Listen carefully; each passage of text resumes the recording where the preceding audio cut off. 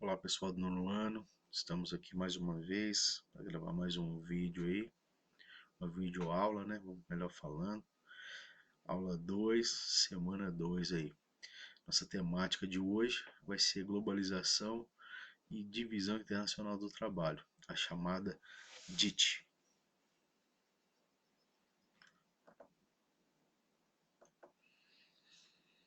Bem, mais uma vez, a gente, como sempre, né, é importante que a gente separe e destaque nossas palavras-chave, né? É importante para que a gente possa construir essa aula aí, tá certo? Definições importantes.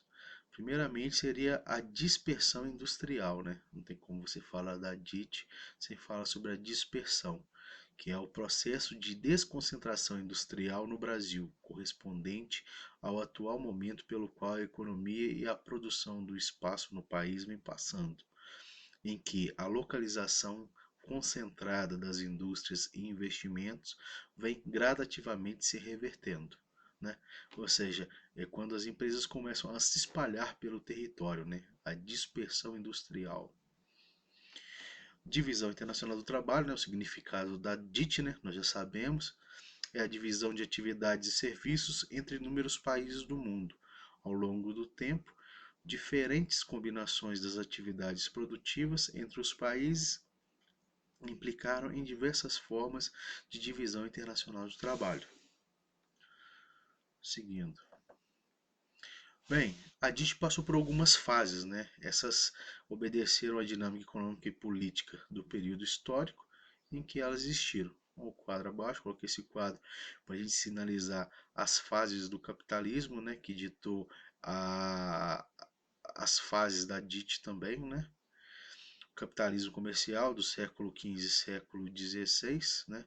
Onde tinham as colônias, né, que trabalhavam na extração e produção de produtos primários, trabalhos, escravos e especiarias, e as metrópoles, né, produção e exportação de produtos manufaturados.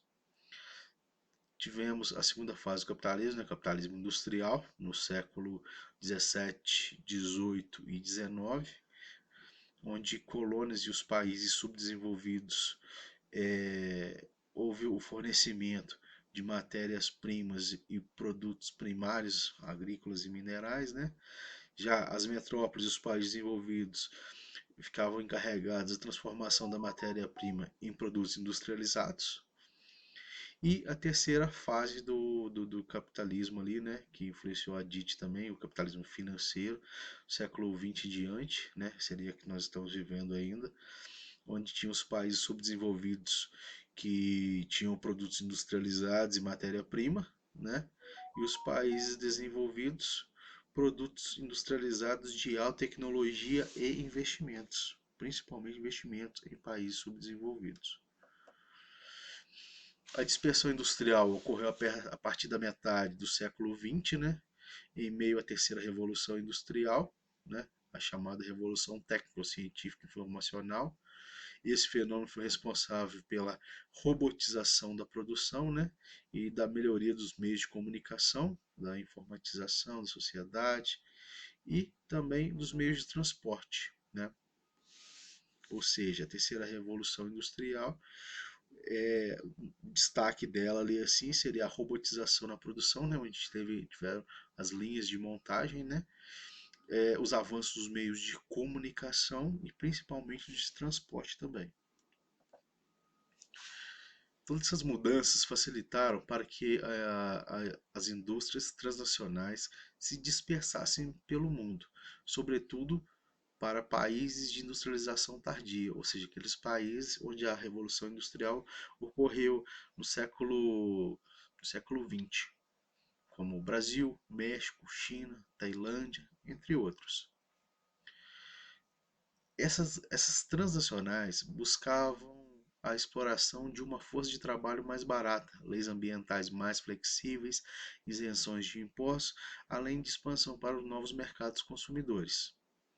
Esse processo abriu as portas para a nova divisão internacional do trabalho, em que esses países de industrialização tardia passaram a exportar para os países ricos não só matéria-prima, como a DIT clássica, mas também produtos industriais semi-elaborados ou de baixo valor agregado.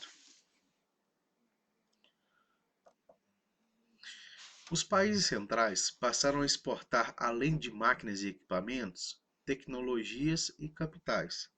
Dessa forma, segundo Coutinho e Beluso, em 1983, um grupo relevante de economias nacionais transformou-se em campo de absorção de investimentos produtivos, contribuindo para que o capital se reproduza a uma taxa de lucro mais elevada e num ritmo mais intenso. Ou seja, os grandes países começaram a investir nos pequenos países, os países subdesenvolvidos, né? Até mesmo pela mão de obra barata, né? Como já foi dito anteriormente, a mais flexibilidade de leis. Isso aí é um grande atrativo para eles também, leis ambientais principalmente, além de leis trabalhistas, né? E que acaba gerando maior lucro a eles. Para entendermos melhor, veremos as fases da DIT. Primeira fase da DIT. Durante o século XV e ao longo do século XVI, período de início das grandes navegações e de expansões das civilizações europeias pelo mundo. O capitalismo encontrava-se em sua fase inicial, chamada de capitalismo comercial. Esse período era caracterizado pela manufatura, ou seja, produção manual, a partir da extração de matérias-primas e pelo acúmulo de minérios e de metais preciosos por parte das nações, o chamado mentalismo. Com isso, aqueles locais colonizados pelos países europeus exerciam a função de produzir a partir da exportação de seus recursos naturais, os metais preciosos e as matérias-primas utilizados pelas metrópoles. Um exemplo é o Brasil, é o do Brasil, né? Nesse período ali assim, era colônia de Portugal, né? Portugal vinha extrair pau-brasil para a produção de vários produtos e simplesmente levava até a Europa. Segunda fase da DIT, durante o século XVI, né? Mas principalmente no século XVII, essa divisão do trabalho sofreu algumas poucas e sensíveis alterações.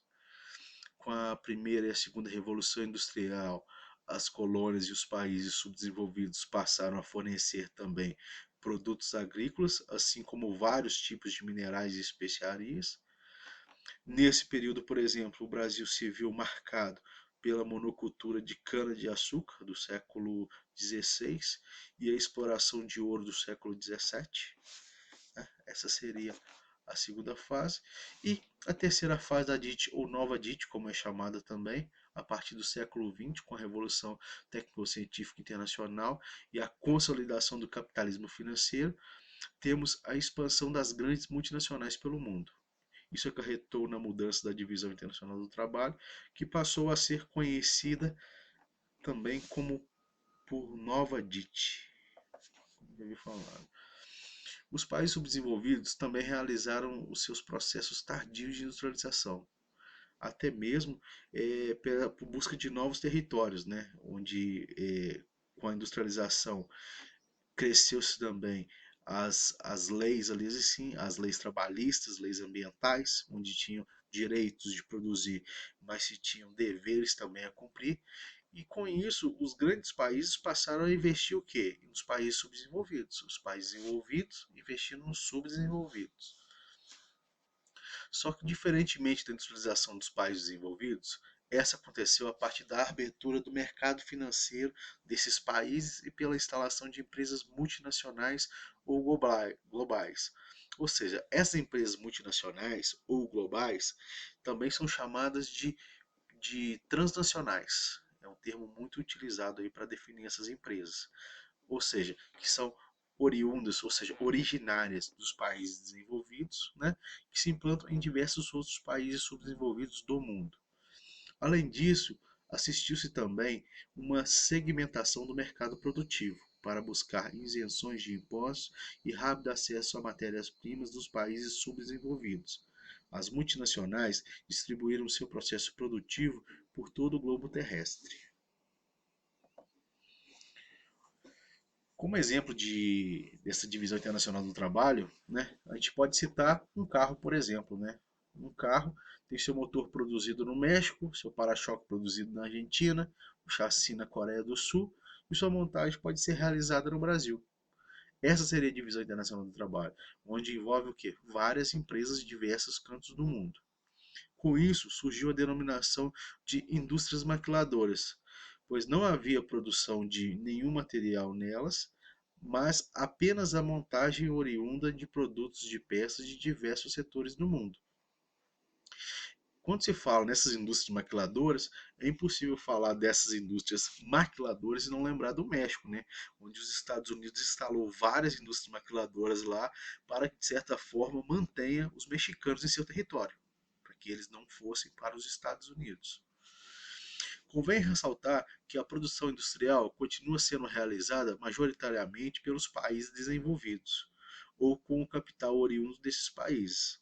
Apenas o local da produção é que se mudou, mas todo o capital dessas empresas retorna aos países de origem. Ou seja, por mais que há investimentos, né, geração de emprego nesses países subdesenvolvidos, a maior parte do capital retorna ao lucro total, quase total, dessas atividades retornam ao país de origem, ou seja, os países desenvolvidos. Essa migração das multinacionais se deve pela busca da mão de obra abundante nos países pobres e por maiores oportunidades de explorar os recursos naturais. Seguindo.